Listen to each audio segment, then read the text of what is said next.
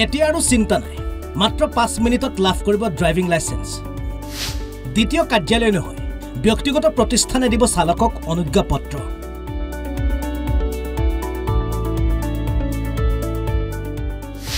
ইতিমধ্যে অসমৰ 5 জিলাত নিৰ্মাণ হৈ আছে ড্ৰাইভিং ট্ৰেইনিং চেণ্টাৰ। আপুনিও খুলিব পাৰিব ড্ৰাইভিং লাইসেন্স দিয়া এজেন্সি। গতিকে অসমতো যদি কোনোবা আমাৰ যুৱক যুৱতী যদি ইণ্টাৰেষ্টেড আছে যে এনেকুৱা তেওঁলোকেও কৰিব খুজিছে, অলৰেডি আমাৰ এটা এডভাৰটাইজমেণ্ট আছে, তাতে এপ্লাই কৰিব পাৰে যে ময়ো নহ'লে মই বজালী জিলাত এটা এনেকুৱা চেণ্টাৰ চলাব পাৰোঁ, ইনভেষ্টমেণ্ট কৰিব।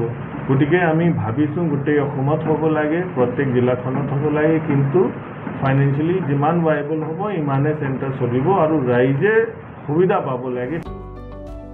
হয়, এতিয়াৰ পৰা আপুনি চালকৰ অনুজ্ঞাপত্ৰৰ বাবে পৰিবহণ কাৰ্যালয়লৈ দৌৰিব নালাগে।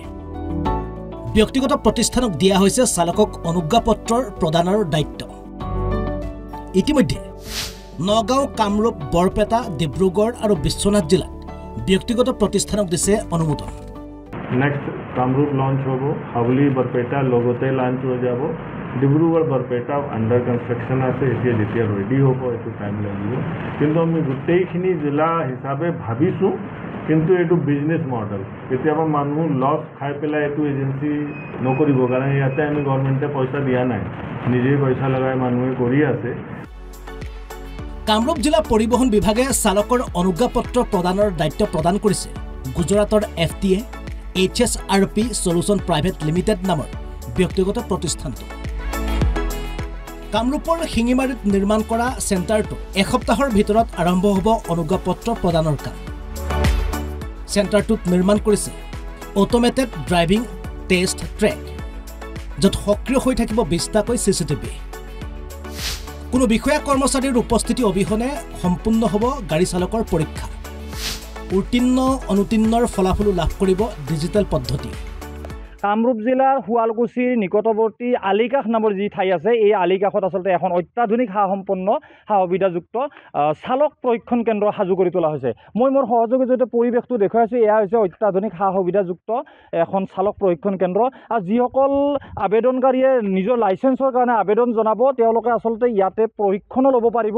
আৰু তেওঁলোকে প্ৰশিক্ষণ গ্ৰহণ কৰাৰ অন্তত ইয়াতে এখন অনুজ্ঞাপত্ৰ লাভৰ কাৰণে তেওঁলোকে ইয়াত আবেদন কৰিব। আৰু সেই আবেদনৰ সময়ত তেওঁলোকে যি প্ৰশিক্ষণ গ্ৰহণ কৰিছে, তেওঁলোকে যি আচলতে দক্ষ হৈ উঠিছে তাৰ প্ৰমাণ চাবলৈকে পৰিবহণ বিভাগৰ অধীনস্থ এই যিটো প্ৰশিক্ষণ কেন্দ্ৰ, ইয়াত কিছুমান ট্ৰেক নিৰ্মাণ কৰা হৈছে।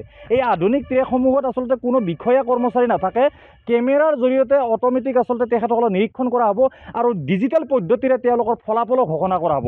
এগৰাকী আবেদনকাৰীয়ে তেওঁৰ অনুজ্ঞাপত্ৰখনৰ কাৰণে তেওঁ আচলতে পাছ কৰিছে নে ফেইল কৰিছে সেই সিদ্ধান্ত ল'ব ডিজিটেল পদ্ধতিৰে। আৰু কেমেৰা ইয়াত নিৰীক্ষণ কৰিব। মই পুনৰ দেখুৱাইছোঁ, এইসমূহ কেমেৰা আচলতে এইধৰণে লগাই লোৱা হৈছে আৰু এইসমূহ ট্ৰেক নিৰ্মাণ কৰা হৈছে। এই ট্ৰেকত আচলতে গাড়ী আহিব, আহি নিজে নিজে চালকে ইয়াতে গাড়ী চলাব আৰু কেমেৰাই নিৰীক্ষণ কৰিব। তাৰপিছতে আচলতে তেওঁৰ ফলাফল ঘোষণা কৰা হ'ব। এখন অনুজ্ঞাপত্ৰৰ বাবে তেওঁ উপযুক্ত হয় নে নহয় সেয়া নিৰীক্ষণ ফলাফল ঘোষণা কৰা হ'ব।